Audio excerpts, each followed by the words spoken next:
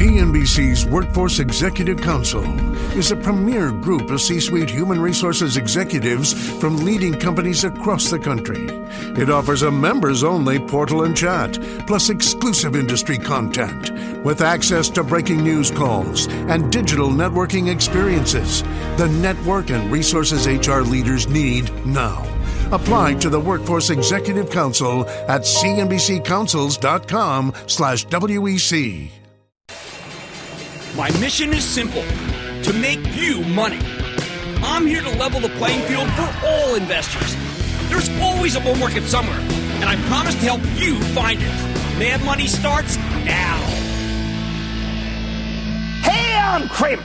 Welcome to Mad Money. Welcome to Cramerica. Other people want to make friends, just trying to make you some money. My job is not just to entertain you, but to educate and teach you. So call me at 1-800-743-CNBC or tweet me at Jim Cramer. My mom always used to say that comparisons are odious. I finally understand why. Comparisons are constantly being used to scare you into taking no action. Even when you should be buying something hand over fist when the market gets annihilated, as it did earlier this week, before we got to this placid session, where the Dow inched up 38 points, S&P advanced 0.28%, NASDAQ gained 0.23%. Let me give you a classic example. Let's talk Tesla versus Ford. When Tesla's market capitalization passed the size of Ford Motor, which was a much larger company, at least in sales, a cacophony of Wall Streeters told you that Tesla obviously had to be overvalued and it had to be sold. But it turns out that Tesla deserved to pass Ford on the way to passing just about every other entity out there. It's now a $1 trillion company, for heaven's sake. If you sold it just because of the Ford comparison, boy, did you miss out on one of the greatest rallies in living memory. Yet back then, you were told over and over again that Tesla shouldn't have a higher market capitalization than Ford. An odious compare. Oh, then it was compared to Ford and GM. Oh, and then they had to throw in Toyota. At the time, this all seemed self-evident to the bears. They thought that Tesla's valuation was self-evidently absurd. Turned out the flip side was true. Few thought that Ford's valuation was too high. They certainly didn't imagine it dropping to the single digits while Tesla cruised higher and higher, which leads me to the curious case of all the people currently being left behind by this market. Something that feels almost tragic because stocks seem to want to lift right now, even when they aren't supposed to. I think regular investors are routinely misled by the whole brokerage house hedge fund journalist triad. It's not that they're out to get you. They're not. But they sure as heck aren't out to save you either. Even their neutrality can frighten you away from buying something good, especially when the market's down and it's easy to scare anyone out of their wits. Take the obsession with the Fed, and we all have it, right? The obsession with the Fed. Most recently, all of this harping about the Fed's lack of gumption when it's coming to fight inflation. That's the theme, right? So many commentators speak almost in unison to complain that Jay Powell dropped the ball, and now the American middle class, you, is going to have to pay the price at the pump, pay the price at the supermarket, and, of course, pay the price in your portfolio. The drumbeat got even louder today when we got a consumer price index number that's 7% higher than last year. I don't like that. Now, I know that lots of people share this view, but the thing is, many of the ones who come on TV to bash the Fed for not being hawkish enough, you don't know. Maybe they're actually trying to profit from your panic. If they can scare you into selling stocks, that gives them a better chance to cover the short positions. You've got to remember that many of the professionals who come on air are simply talking their book. They just won't say, listen, if you sell, I make a lot of money. As I see it, Jay Powell won't try to destroy the economy in order to save it because he already tried that once in 2018, and it was wrong, and he learns from his mistakes. This time he's emphasized that things are too hot, but he didn't beat us over the head with a schedule of rate hikes. He even did the unthinkable yesterday and said, I don't know if you caught the testimony, he said he was going to use common sense. Novel, right? Common sense decided what to tighten. This took a lot of hedge funds and their media acolytes by surprise. If you listen to these people, you would have missed out on yesterday's terrific move. Then there's the supposed sin of dip buying. All right, this one really bothers me. We compare the dips to the geniuses, right? The geniuses who don't do dips and the morons who buy dips. Every time the market tumbles, dip buyers come in to tell us to pick up some stock. Somehow these people are widely dismissed as idiots. Yet every dip in the last decade has been a buying opportunity. Historically speaking, it's a pretty good strategy, but you only hear it talked about derisively. And you know what? It does make me angry. Now, it's possible that the dip buyers come in too soon. Look, even a good strategy can be poorly executed. But it's absurd that we treat dip buyers as the height of idiocy. Of course you should be trying to buy stocks at lower prices.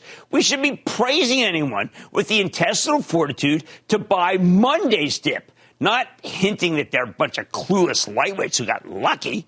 They're always described as dopes who don't know any better.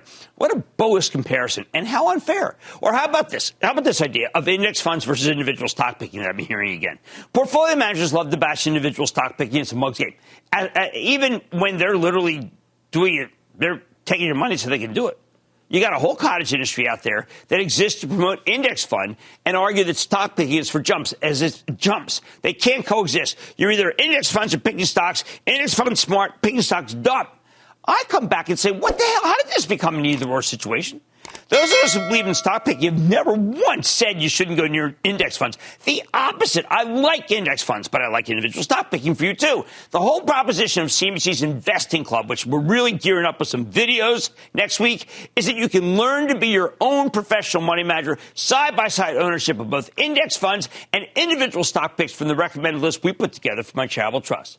The insistence that individual stocks are dangerous, but when wrapped up in an index fund basket, they're fine. Well, isn't that a comedy of errors? Finally, let me give you the most pernicious of strategies that scare you into taking action by making you feel stupid. We have lots of ephemeral trends in this business, something that rises and falls in rapid fashion, and therefore should be avoided. We don't like fads here, but you need to be pretty nimble to take advantage of short-term fads, and that's not something I can do. I don't know if you can do it. I bet you can't. Yet Wall Street creates these endless ETF baskets to take advantage of the buzz of what people want, like cybersecurity, infrastructure, electric vehicle batteries, or buzz itself. They make you feel like you're smart for investing in an entire red-hot sector rather than trying to pick the best-of-breed operators, which is what we do here. That kind of faux diversification is applauded on Wall Street. They tell you that you're avoiding single-stock risk, even when the single stock may be the best performer in the group.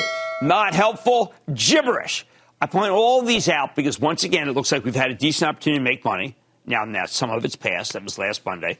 One, it started when the stock market plummeted earlier this week. It was, for the moment, a real good dip. But if you roll back the tape, you won't hear all that many people coming out on air to say, buy that dip, even if that's what they might have been even doing themselves. They don't want you to do it, not because they're trying to help you save money, but because they don't want to get caught on YouTube saying anything positive in case the market keeps going lower, and it will be used against them for the rest of their lives. When bulls are wrong, they get torn to pieces. But nobody cares when the bears are wrong. You never see their tapes on YouTube. As a result, on average, most commentators are too bearish. Why not? They'll never look bad on YouTube. So I want you to do this. I want you to have a list of stocks you like and prices where you think they're worth buying. If you don't have your own, go ahead and use the ones we've already vetted for the Charitable Trust and the Investing Club, which really goes into high gear next week. The bottom line, when your favorite stocks hit those prices, you buy them. That's how you avoid getting scared out of your wits by people who want to make you feel like a moron for being rational. Let's go to Jeff in Alabama. Jeff. Jim, many thanks for taking my call. Quite welcome. And many thanks for the invaluable information you're giving out on your daily newsletter. Oh, thank you. Thank you. It's going to be really good. We got the what I'm looking at in the morning, and we're going to have videos. And then, of course, we have our intraday. We do all of our action before we let you take it ahead of us. What's going on? Well, a few months ago, under the advice of my broker, I bought shares of Zoom. And immediately the prices, the stock share began to plummet. So after a period of time and enough pain, I sold my shares a few weeks ago. But the question here is, A, what went wrong, since Zoom seems to be a pretty good company, and wherever you go, people are Zooming. And the question is, what happened there? And secondly, now that it's down 100 points, is it now a good play? Okay. These are great questions. Zoom has a great balance sheet. They have a lot of money, about $5 billion in cash. They have to diversify away from just being Zoom. That's why I like that 5.9 acquisition that did not work out. And that really hurt the company. I think they have to do an acquisition and make some very serious investments. My stepson works at Zoom but we don't talk about it. But I do think that Zoom, because they didn't get that deal done, that's why the stock's going down. People feel they're not aggressive enough in diversifying away after they have all that cash. Let's go to Jack in Ohio. Jack. Hey, thanks for taking my call, Jimmy. Quite welcome. I got in a few months ago before the run-up with a good dividend yield. It has too much good news to take any off the table. Is it okay to add more or enjoy the ride this year? ABBV, AbbVie. Okay, AbbVie's been one of our biggest winners for the charitable trust, and we actually recently took some off because we thought that we had such a gigantic gain. So if I'm doing that, I cannot count as buying it here. We are anxious to buy if it comes back to the 100 area, which it continues to do. We'll pick some up. The stock that we sold, but right now, no. I can't tell you to buy if we just did some selling. We need to go to Denny in Florida. Denny. Hello, Dr. Cramer. Hi. Thank you for the opportunity to seek guidance. Excellent. Now this is important, as Josh Braun would say. Charles River Laboratories represents 10% of my total portfolio, and I'm a retired veterinarian on fixed income. CRL declined rapidly following its peak in late September 2021. Do I continue to hold long term, sell a portion, or sell all, and move on to 2 or 3 of your charitable trust fund holdings for diversification? Now, my 13-year-old granddaughter, Bianca, and myself, your young and old disciples, express our sincere appreciation for your thoughts for a prudent way forward. You're the best, sir. Thank you, Jim. All right, look, I think Charles River Labs is sensational. I think Foster's great. I think that this is one of the situations where it's a high-growth stock. It sells at a high price, and people are selling those. But it's profitable, so it's one that you should be buying on weakness, not selling. And thank you for those great calls. I want you to have a list of stocks you like and prices where you think they're worth buying. When your favorite stocks hit those prices, you buy them. On Mad Money tonight, in the face of a volatile market, one of the most important things you can do is make sure you hold a diversified portfolio. And that's why we're playing in My Diversified to see if the portfolios of Cramerica pass the test. And investors have changed the channel on Viacom CBS. But is the stock now too cheap to ignore? I'm going to give you my take. Plus, how about the best stock of last year? That's Devon Energy. And it's already started the year off with a bang. So could the energy giant remain a winner in the new year? I'm checking in with the CEO. So stay with Cramer.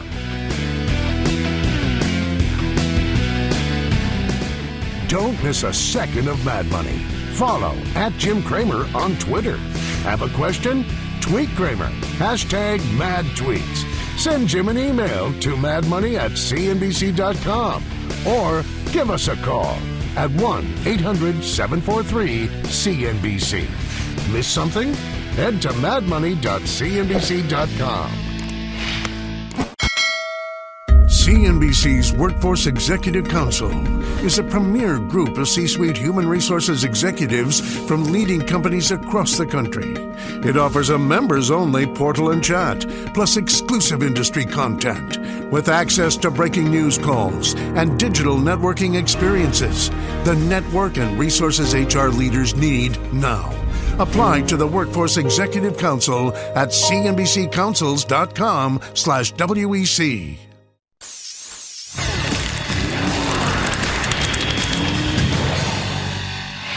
Every night I come out here on a mission to share the stock picks and investing strategies I think are going to keep you, home gamers of Cramerica, in the green. But with a market as volatile as this one's become, it can be tricky to navigate. It's why we set up our CNBC Investing Club. And it's why it's important to stay diversified.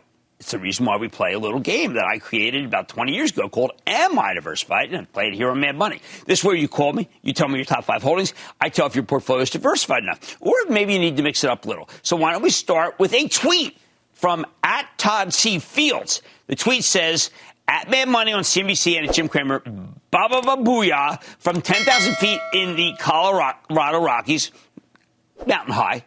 My top 5 holdings are Apple, Coinbase, Ford, Invitae, PayPal, and am I diversified? Okay, here we go. I do not like this company. I'm just going to tell you that right now. If you want to be in that business, just give me United Health, okay? If you want healthcare, United Health. PayPal, the people hate this stock. It's in my portfolio for my portfolio, by the way. This is the most challenged position, but it's all about trying to be. It's a fintech company, which means we can get rid of Coinbase because that also is a fintech company. You've got healthcare there. Let's get a diversified industrial. I like Honeywell, Apple. Own it, don't trade it, and Ford. Major position, both these major positions, and this for our charitable trust. So we got rid of Coinbase, and we gave you an industrial. We got rid of this thing, and we're putting in I'm not kidding. I just don't think this thing offers a lot of value. They missed the quarter really badly. And we've got a healthcare company, and the rest are going to be fine. Auto and tech, and you've got a good situation. We have to make those changes, though. Dan in Ohio. Dan! Hi, Jim. This is Dan from Ohio, longtime viewer. My 5 largest holdings are the Southern Company, SO, Verizon, VZ, ConocoPhillips, COP, Philip Morris, PM, and Union Pacific, UNP. Am I diversified? Thanks, Jim. Good luck. I love this portfolio. I just say it point blank, okay? Southern, good yield. I mean, do I like American Electric Power? Absolutely. I like it more, but Southern's fine. Philip Morris, do I like the tobacco stocks? No, but I like growth and yield. Union Pacific, my charitable trust owns it. It's going to be doing more buyback than yield, but I think it's fine. So, utility, tobacco, railroad, ConocoPhillips, high-yielding oil company, fantastic. Verizon, high-yielding telco company, great. So, yeah, telco, you got oil, you got transport, you got tobacco, and you got utility. You've got exactly what I want when we came up with this game. Let's go to Luis in North Carolina. Luis. Hi, Jim. This is Luis in North Carolina. Excellent. Glad to be here again, trying to get my portfolio balanced and diversified in what might be a tough year 22. Okay. My 5 stocks are Apple, Thermo Fisher, Ford, I know you like that one, McDonald's, one of my longtime favorites, and a new one to give a little zest to it, Rocket Labs. Thank you. Ooh, wow.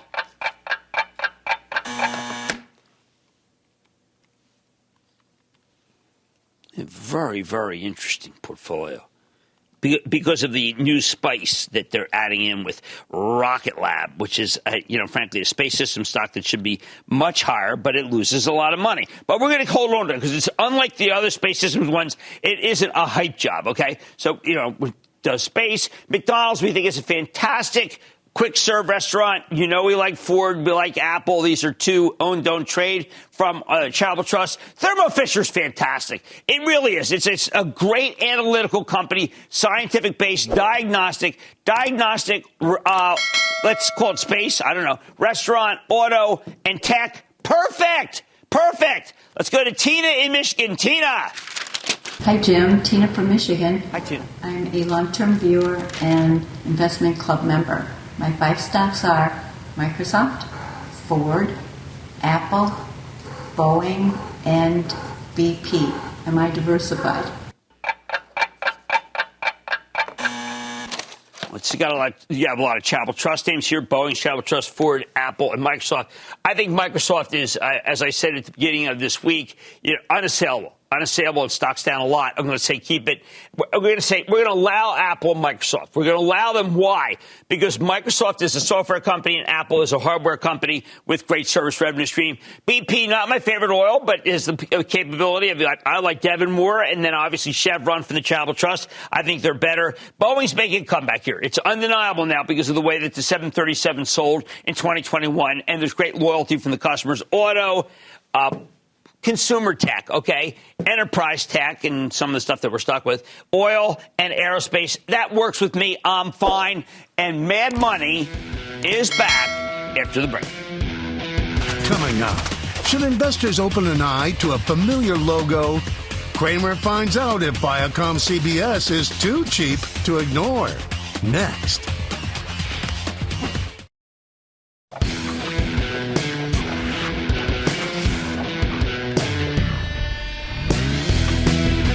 We're still on the hunt for quality companies with real earnings, real dividends, and cheap stocks, because that's exactly what works in this new environment. Tonight, I've got one that might surprise you. It certainly surprised me when we first started, taking the book out, looking at it. I'm talking about Viacom CBS, which has been a chronic underperformer since long before Viacom and CBS merged in 2019, reuniting the 2 halves of the Southern Red media empire. Aside from a brief period when Viacom exploded higher in the late 2020 and early 2021, when it was being outright manipulated by a bad actor, this thing had been pretty much dead money. In fact, it tumbled to a new 52-week low roughly 3 weeks ago, although it's now repealed the latest decline. The thing is, while Viacom is clearly a broken stock, I don't think it's a broken company. Not at all. I think the business has got a lot going for it. And when you consider that the stock trades at roughly 9 times earnings with a 2.75% dividend yield, ooh, it starts to look mighty enticing. Viacom's a good value play in a world that suddenly cares about value. Let me give you some background, and then you'll get into the details since you'll understand why I like it so much. Now, I don't want to dive too deep into the Redstone family drama that preceded the CBS-Viacom merger or remerger. Just watch Succession. That'll give it to you. And we don't need to get into the Archegos mess where hedge fund used derivatives to pull up a huge long position of Viacom CBS with an insane amount of leverage. They used the same collateral to borrow from multiple brokerage houses, engineering a relentless rally, short squeeze before the whole thing fell apart. Listen, they were able to sell some stuff. I got to tell you, that squeeze was, it frightened everybody. And I think it frightened people to not touch the stock. And that's why I think it's never really recovered. But after a nasty downdraft until late December, Viacom CBS started to rebound. It's now up a quick 24% from its lows, a little more than 3 weeks ago. And you know what? I think it's the beginning of a move. Why? First off, as we get further away from the Archegos debacle, I think more and more investors will be willing to consider owning this one. It was manipulated. People don't like that. They left it alone. But that's now in the past. And, look, in the aftermath of the meltdown, a lot of people put Viacom CBS on their do not touch list for the remainder of 2021. But it's not 2021 anymore. Second, similarly, the stock got hit late last year in large part because of tax loss selling. Investors love to take unrealized losses in order to offset their tax bills at the end of the year, not the end of the year anymore. Third, most important, ever since the Fed pivoted and started talking about getting more aggressive in fighting inflation, Wall Street's preferences have changed. High growth, high multiple stocks that are losing money are out of style. Instead, we like stocks that are backed by meaningful earnings, solid dividends, especially if they're cheap. And Viacom CBS is cheap under any standard that you use. Of course, we don't buy cheap stocks simply for the sake of their cheapness. Buy. That's how you get caught in a value trap. But if the business is getting better, that's a different story. And when it comes to Viacom CBS, the business has gotten a lot better. It's just that hardly anyone noticed because the stock was still tainted by that Archegos disaster. For 3 quarters in a row, these guys have beaten Wall Street's expectations for both sales and earnings. We're not talking blowout numbers, but they've been consistently better than expected. While we won't get the fourth quarter results until late next month, I'm optimistic. Why? Because in the fourth quarter, Viacom CBS had a full quarter of football. CBS has the lucrative rights to the Southeast Conference on Saturdays, which is kind of like the NFL, frankly, if you ask me. And in the fall, then on Sundays, they've actually got the actual NFL, which is buoyed by fantasy football that forces you to watch boring blowouts until the end to see how your fantasy players do, so you don't turn the game off. In fact, you know that just today we learned that NFL viewership was up 10% versus last year? The best since 2015. Perhaps because so many states have launched online sports gambling, and we haven't even hit Texas, Florida, or California yet. Hey, speaking of ratings, in addition to CBS, the Viacom side of the business owns a grab bag of popular cable stations, including some that are newly popular, like Paramount Network, plus formerly known as Spike TV. And Paramount Network suddenly got a hot property. Did you know that the season 4 premiere of Yellowstone had 14.7 million viewers? That makes it the #1 show of the year in its time slot. Then there's the streaming business. Viacom's flagship streaming service, Paramount Plus, only launched in March of last year, but it's showing some serious signs of traction. Hey, we got a subscription to it at home to watch Mayor of Kingstown, and I don't regret it, even if I had a painful, albeit hilarious memory of my wife confusing the star Jeremy Renner with the star of Avatar, and then proceeding to show him a picture of our dog wearing glasses. When CEO Bob Backus spoke to my Squawk on the Street co-anchor David Faber last month in a solid interview, he said that Paramount Plus saw its subscriber growth accelerate in the fourth quarter. This is a winner, and that is huge. Viacom CBS took a very long time to get its streaming act together. They finally got good content and a smart strategy, which is a refreshing change of pace. How bad did it used to be? Well, let's go back to Yellowstone. If you want to watch the first 3 seasons of the Kevin Costner-led cable drama, you got to go to Peacock. Yay, that's us, the streaming service of NBC Universal, which you should definitely do, and not just because it's the parent company's network. Why can't you watch Viacom CBS biggest show on their platform? Because before Paramount Plus launched, they wanted to be an arms dealer for other streaming platforms, and they're still locked into that licensing deal. But now they're taking streaming seriously. While they don't have Yellowstone on streaming, they do have 2 shows from Yellowstone: showrunner Cramer fave Mayor of Kingstown and 1883, which is Yellowstone prequel. Quality programming in every sense of the word. Hey, by the way, they also brought over the show SEAL Team, which is a hit back when it was on CBS. And, of course, you get your NFL games on Paramount Plus, too. They even have South Park. I hear the post-COVID episodes are wicked and essential. And that's just one arm of the streaming strategy. Viacom CBS also has Pluto, which is a free ad-supported internet television service. Pluto's already profitable in the United States, and the margins are almost as good as broadcast TV. On top of that, they also got Showtime, which, in addition to the premier cable side, also has a popular streaming service, although we could use a little extra programming, guys. Now, it's hard to know how to value this stuff, in part because the company's cagey about the metrics it reports for streaming. But sometimes soon management plans to hold an investor event where they're going to break out the numbers for this business in much more detail. What else? Well, once we got through Omicron, we think the return of the movie business should be a big help, right? They had a lot of blockbuster push back to 2022, including the Top Gun reboot and the latest installment in the Mission Impossible franchise. At the same time, Viacom CBS has been selling real estate in order to raise cash.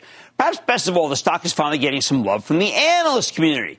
Deutsche Bank just upgraded from hold to buy a couple days ago. I think it could be the first of many. Bottom line, Viacom CBS is certainly cheap. Cheap for a reason. This has not been an incredibly well-run company. They also had that Archegos disaster.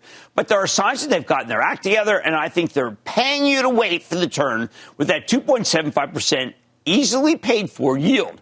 That's why I like the risk reward here, and that's why I think it is a buy. VJ in South Carolina. VJ. Hi, Jim. Long-time listener, first-time caller. Excellent. Appreciate all your insights over the years. What are your thoughts on Roku? Booyah! Booyah! All right, let's talk about this one. This is one that, frankly, a lot of people have given up on, Roku. And the reason why they've given up on it has to do with it's considered Peloton and Zoom and Roku, something at home, and it's not making as much money, and yet it still sells at 110 times earnings. So, VJ, 110 times earnings, it just doesn't fly. I'm sorry. Let's go to It's Always Sunny in Illinois. Sunny! It is always sunny in Illinois. Happy New Year, Jimmy Chill. Happy New Year to you. Hey, big Chicago, Windy City, booyah to you, my longtime friend. Thank you, Mike Nagy. Booyah to you. Well, whatever. I'd like to give a shout out to all your users and tell them that my favorite book in the world is Get Rich Carefully, one of the best books I keep by my pillow every night. Wow. I mean, thank you very much. I mean, people who like Get Rich Carefully, I'm telling you, are going to love being members of the Investing Club. Because a lot of what's in Get Rich Carefully, I am applying to the Investing Club. So let's go to work. And I just got signed up on that investor club. I love it. Very good. Everybody should sign up. In another 2 weeks, should. You're going to have to be there. What's going on?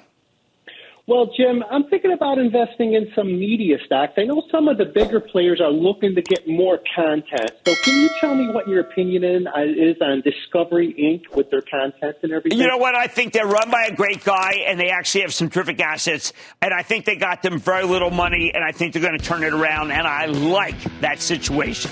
And I'm trying to figure out their own plus, which apparently is very, very good. All right, Viacom CBS is clearly a broken stock. But more importantly, I do not think it is a broken company.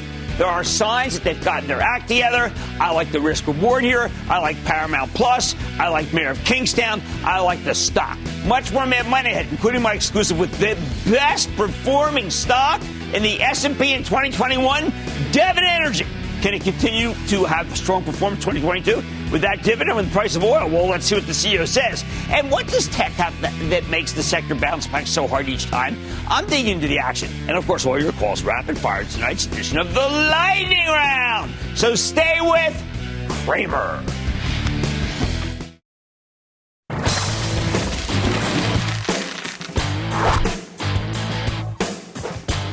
Last year, the single best performing stock in the S&P 500 was a stock that we liked very much, Devon Energy, the oil and gas producer with a fabulous fixed plus variable dividend that saw it surge.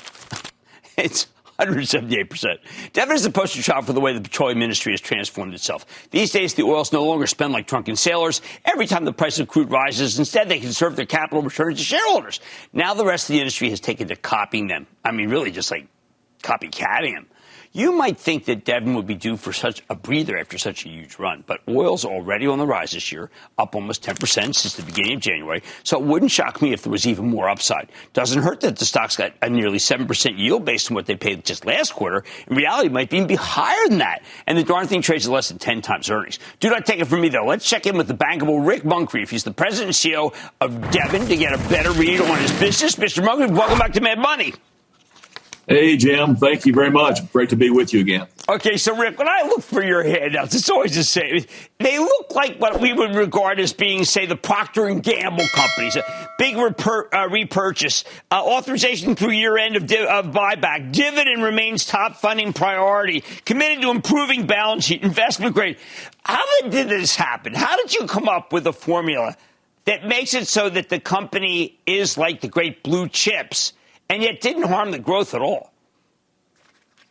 You know, Jim, it's been about 15 months ago, a year ago, last September, when we announced what we thought was a well-thought-out merger with a well-thought-out plan between Devon and WPX Energy. It wasn't a 50-50 deal. It's 57-43, but it was truly a merger of equals, first one we'd seen in the E&P sector in quite some time. And, the bottom line is our assets, our people delivered. And one of the things that we laid out a year ago in September was that we plan to generate a lot of free cash flow. And our funding priorities, the first thing we would do is we would fund our base dividend, which Devon has paid for 28 years. The second thing would be to implement a variable dividend where we would take up to 50% of the remaining free cash flow, return that to shareholders on a quarterly basis. And then anything above that, we'd either keep it on a balance sheet or we would fund some share repurchases and certainly retire debt. The fact of the matter is the company was performing so well, we implemented and actually accelerated the variable dividend implementation. We announced that in January of 2021, and it's been very, very well received. On top of that, as you mentioned, we did continue to see growth in a variable dividend throughout the year. And then in November, we did announce a authorization for a share repurchase program. And so, the market has responded appropriately. Now, Rick, the people who used to own oil stocks, frankly, there were a lot of runners and gunners in the oil business, in the portfolio managers, too. I imagine that you are now attracting investors that are just the quintessentially great long-term investors that you could never have had in the old days. Well, there's a lot of truth in that, Jim. I think running and gunning, maybe I may just say that number one is that we were being compensated at that time for growth. And I think that the sector actually did perform much better from a productivity standpoint than what any of us could have thought. And so the net effect of that is you saw a dramatic growth in volume. I would argue that the discipline was starting to take place in our sector just before the pandemic, and certainly the pandemic accelerated that as well. So, you're seeing more and more of companies reinvesting less of their free cash flow generation. For us, it's about 35% currently, and that really sets you up for stability. Some, take some volatility out of the picture, and then these dividend yields are very, very impressive. When you're investment grade and you can pay those sorts of yields. We have a balance sheet that we have driven that our debt EBITDA, we're well below one turn and going lower real rapidly. Well, so, your break even is very low. And with oil going higher here, almost $81, you're making a ton of money. Well, our break even, you pointed out, we do have just the quality of the assets that when you put the two companies together as a result of merger, 80% of our capital is going to the Permian Basin, and the assets we have in the Permian are virtually second to none. I'd put them up against anybody, and so it's going very, very well. We do have a break-even price now, just in that low 30s range, $30 per barrel. And when you start looking at, to your point, commodity prices improving fairly dramatically as we come back in this recovery from the pandemic, then certainly it helps. And so really pleased. Now, I would say, Jim, that last year, we were about 50% hedged, and so we protected 50% of our volumes with a net effect in the low $40 per barrel. This year, we're only about 25% hedged, as we said here today. So that tells you have 75% of your barrels being exposed to the current market conditions, which is a real plus. And on top of that, we're going to have full year impact of the synergies of $600 million a year that were the direct synergies as a result of the merger. Very, very pleased. So that, you put those two together, and that's why we're forecasting over a 30% cash flow per share story for 22 over 2021. Well, one last question, Rick. I know that there'll be people who say, look, I don't care what they're doing. They're still carbon. They can never be carbon neutral, whatever. But it does seem like that you are addressing this problem head on, and the things you can do when it comes to flaring, when it comes to being as clean as possible as a citizen in the world. I think Devon's second to none. Well, we're really proud of our results. That being said, we will continue to be very, very diligent. We've driven down our flaring volumes dramatically. Emissions are way off from past years, and yet we're not satisfied. We're going to continue to look for opportunities to drive that lower, and I have all the confidence that we will. Some of the things that we're doing, Jim, is not only are we deploying new technologies to help us, but we've actually, and hats off to Devon in prior years, invested capital in developing some new technologies, and that fruit is coming to bear, and so we're really, really pleased where we're at. That's going to continue, and you're right. ESG is it's a big issue for us, and we're going to do things. We're going to do the right things. We're going to do it the right way. Well, next time you're back, you're going to tell us about those and tell us about this quarter. It's hard for me to believe that it won't be a good one, given the fact that a lot of the hedges are off. Rick Muncrief, you are the leader of the new oil and gas people in this great country. Thank you so much for coming on Mad Money. Jim, thank you very much for your time. Take care. Stay healthy. Devon, what can I say? I know it's up huge, but it is the best. Mad Money's back in.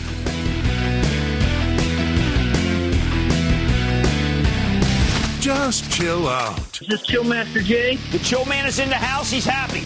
The lightning round is coming up when Mad Money returns.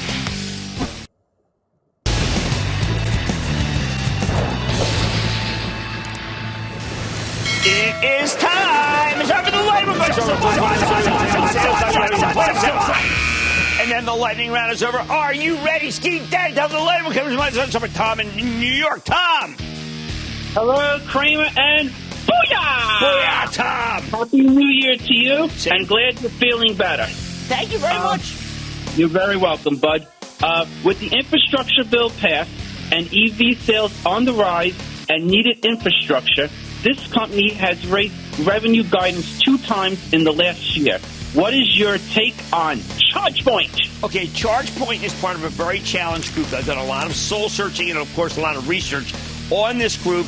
And there are too many players, and there has not been enough consolidation, so I'm going to say avoid it. Robert in California. Robert. Booyah, Jimmy Chill. How's it going, man? The Chill Man is just kicking back. What's up? Hey, I saw the segment when you had Prothena on, and I actually picked up the stock at around like 58, and it's down now, man. What do I do? Do I buy, sell, hold? What do you think? I like it. I mean, look, I think they have a very positive Alzheimer's formulation, and they have other things. I do believe, just so we're really clear about it, and told people that Lilly is the winner, because Lilly does not have the bad work that Biogen has, wasn't looking for big money, and has more prestige within the brain community. Frank in New York. Frank. Booyah, Jim. What's going on? Not much, hanging in. What about you? First time caller, long time listener. Have to give a shout out to my pops, Big Frank. He put me on to you. Fantastic. Question here: Squarespace, ticker SQS. Design your own website. I don't know, Wix, Adobe. No, I'm not. And this is direct listing. No support on Wall Street. I say no. Jane in Missouri. Jane. Yes. Hi. Hi. Thanks for taking my call. I'm calling about Vale. VALE. It's a relatively inexpensive stock with a very high dividend. It's over 17%. I can't think of any other company paying that kind of a dividend. Should I be leery? I'd love to. Yes, you should be wary. Brazilian company, a lot of problems, environmental problems, I don't trust it. We had Rio. Someone asked about Rio the other day. I think Rio is a better company. Let's go to Samer in Florida. Samer. Hey, Mr. Cramer, thank you for taking my call. My mission is simple, to say to you, infinity, thank you. Oh, quite welcome. Infinity, infinity, infinity, thank you for everything you do. All right, thank you. You're welcome. My question to you is about Alibaba long-term. Okay, long-term, I want you to go. Short-term, it's obviously bouncing. Everybody can see that. President Xi's doing the smart thing. He's walked away, letting all these stocks go up. He will hammer you again when they move up. So scale out. That's what I recommend. Scale out.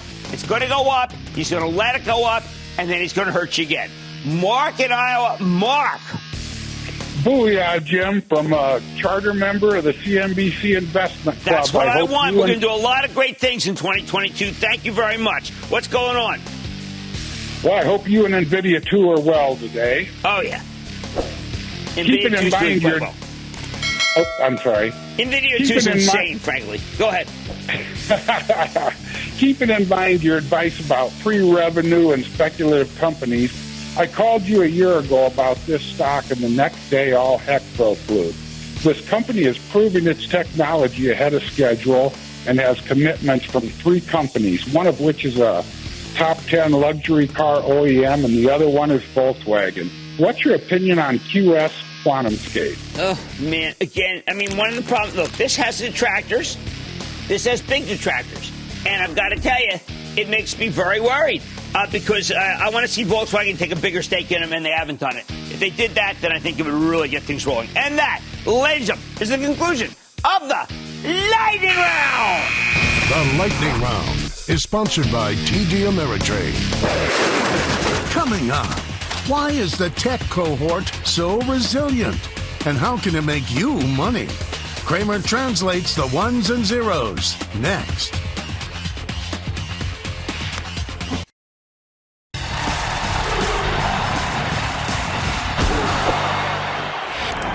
What does tech have that allows the sector to bounce back so hard every time we get a decent session? Wrong question. If you wanted to understand tech's ability to rebound, it's better to ask what it doesn't have. First, tech doesn't have much commodity exposure. You don't hear about huge price increases that they have to eat because they're buying lots of resin or because their steel cost has doubled, copper's out of control. They don't have much that's stuck in a container ship waiting in line at Long Beach. Second, at least on the software side, they don't have factories where things can go wrong. They're uniquely poised to do just fine, even when COVID's spreading like wildfire, because people can work at home, work with Zoom.